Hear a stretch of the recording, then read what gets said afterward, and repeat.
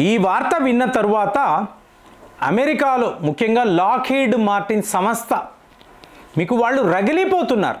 అంటే ఎంత ఆవేశంగా ఉన్నారు అంటే భారీ నష్టం అండి. డొనాల్డ్ ట్రంప్ వైఖరి వలన ఈ సంస్థలు ఎంతలా నష్టపోతున్నారు అంటే దీనికి ఒక రీజన్ అంటూ లేదు, మీకు ఎటువంటి కారణాలు లేవు. మరి the mother of all deals అని చెప్పి ఇవాళ మాట్లాడుతున్నారు. అంటే ఇండియన్ ఎయిర్ ఫోర్స్ తనకు కావలసిన 114 యుద్ధ విమానాలు. సో ఇవాళ న్యూస్ ఏంటి, మేడ్ ఇన్ ఇండియా రఫేల్ విమానాలు. అంటే రఫేల్ విమానాలు అన్నప్పుడు ఫ్రాన్స్కి సంబంధించిన ఫైటర్ జెట్స్, వాటిని ఇవాళ మనము మన భారతదేశంలోనే తయారు చేయబోతున్నాము. సో ఈ వార్తను అమెరికా వాడు వింటే వాడికి ఎలా ఉంటుంది? విన్నాడు ఏడుస్తున్నాడు. ఎందుకంటే మనకు 28 స్క్వాడ్రాన్స్ ఉన్నాయండి, 40 అనేది మన టార్గెట్. ఎందుకు ఇలా అయ్యిందంటే పాతకాలపు విమానాలు ఉంటాయి కదా, యుద్ధ విమానాలు, ఇప్పుడు జాగ్వార్స్ అంటాము, మిరాజ్ అంటాము, అలాగే MiG-21 ఇలాంటి విమానాలు. సో ఇవన్నీ రిటైర్ అయిపోతాయి, పాతవైపోతాయి, వీటిని తీసేస్తాం. మరి కొత్తవి కావాలి కదా. సో కొత్తవి వచ్చినప్పుడే కొత్త స్క్వాడ్రాన్స్ వస్తాయి. సో ఇదంతా ఏంటంటే ఫ్యూచరిస్టిక్ థింకింగ్. ఒకవేళ పాకిస్తాన్, చైనా, అమెరికా వీళ్ళు కలిసిపోయి మనతో ఒక యుద్ధము అన్నప్పుడు మనము సాలిడ్గా ఉండాలండి.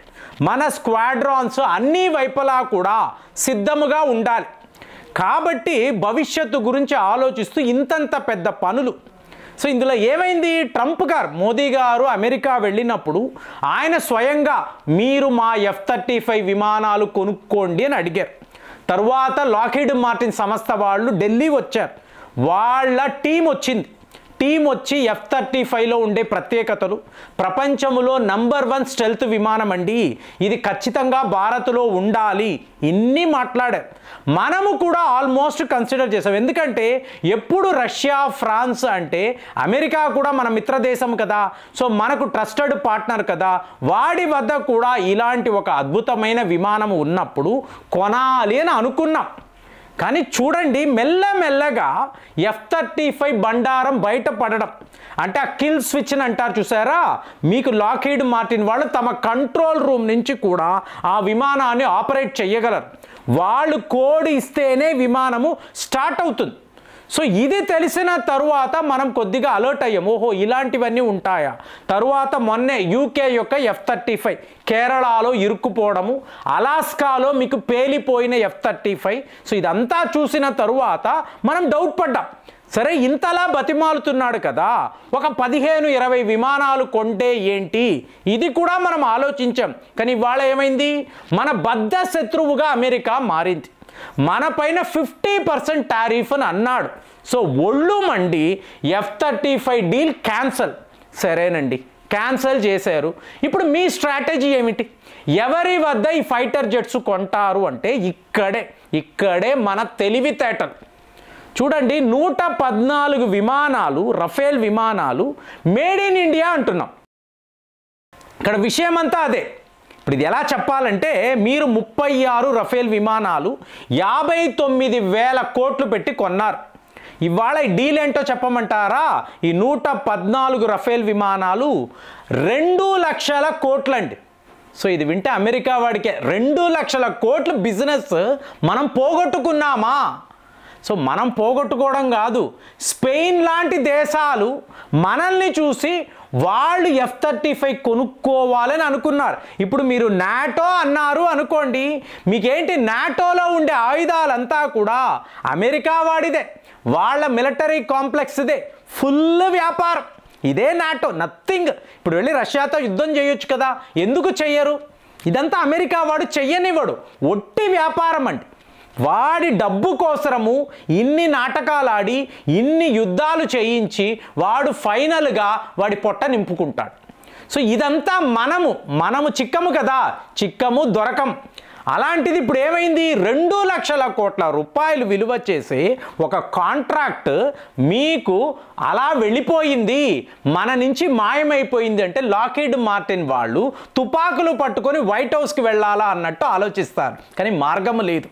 సో ఇక్కడ మన ప్లాన్ ఏమిటి అంటే, మీకు రఫేల్ విమానాలను 60% భారత్లోనే ఇది మీరు కాంపోనెంట్స్ అనండి, అలాగే మీకు స్పేర్ పార్ట్స్ అనండి, ఇవన్నీ కూడా. ఎందుకంటే హైదరాబాదులోనే టాటా అడ్వాన్స్డ్ సిస్టమ్స్ వీళ్ళు రఫేల్ విమానాల కోసం ఫ్యూజిలేజ్ తయారు చేస్తున్నారు. అంటే టోటల్ బాడీని తయారు చేస్తున్నారు. మీకు ఇంజిన్ తక్కిన పరికరాలు మాత్రమే ఫ్రాన్స్ నుంచి రావడం.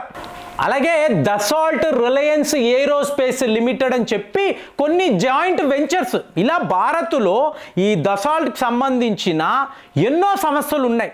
సో ఇదంతా చూసినప్పుడు ఏంటి, ఆల్రెడీ మీకు అక్కడ స్ట్రక్చర్ ఉంటుంది, మ్యానుఫ్యాక్చరింగ్ యూనిట్ ఉంటుంది, మీకు మ్యాన్ పవర్ ఉంటుంది, ల్యాండ్ అన్నీ ఉంటాయి.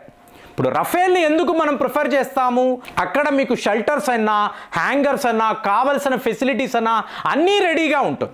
సో ఇదే advantage. At the same time చూడండి మన ప్లానింగ్.